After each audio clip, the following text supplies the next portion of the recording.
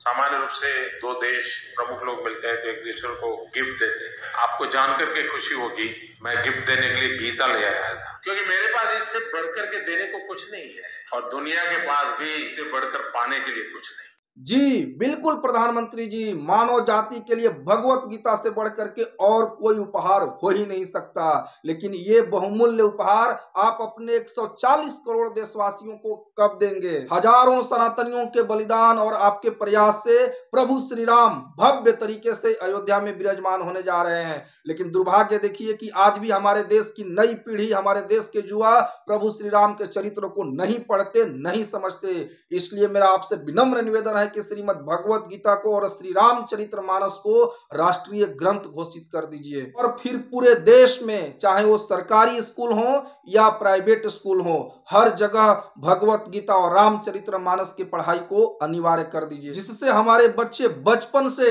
प्रभु श्री राम के चरित्र और भगवान श्री कृष्ण के उपदेश को आत्मसात कर सके और अपने जीवन के चरम लक्ष्य को प्राप्त कर सके, उनका सर्वांगीण विकास हो सके।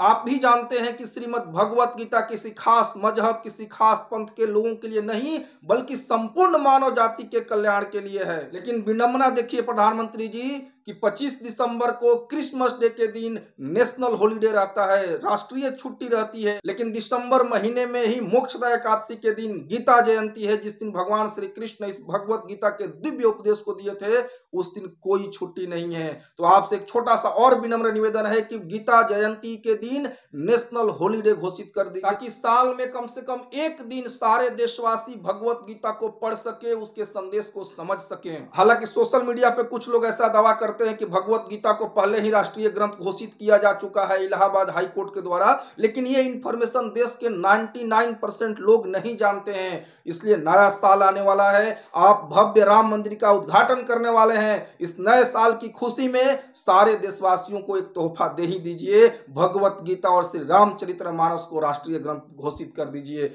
और आपके इस निर्णय का विपक्ष भी विरोध नहीं कर सकता, क्योंकि विपक्ष को इतना तो पता चल ही गया है कि सनातन का विरोध करके इस देश में राजनीति वो नहीं कर सकते। और अगर आप सब भी चाहते हैं कि भगवत गीता और रामचरितमानस को राष्ट्रीय ग्रंथ घोषित किया जाए, तो इस वीडियो को लाइक कीजिए, कमेंट में लिखिए भगवत गीता के बारे में, रामचरितमानस के बारे में, और इस वीडियो को ज्यादा से ज्यादा लोगों के पास शेयर कीजिए।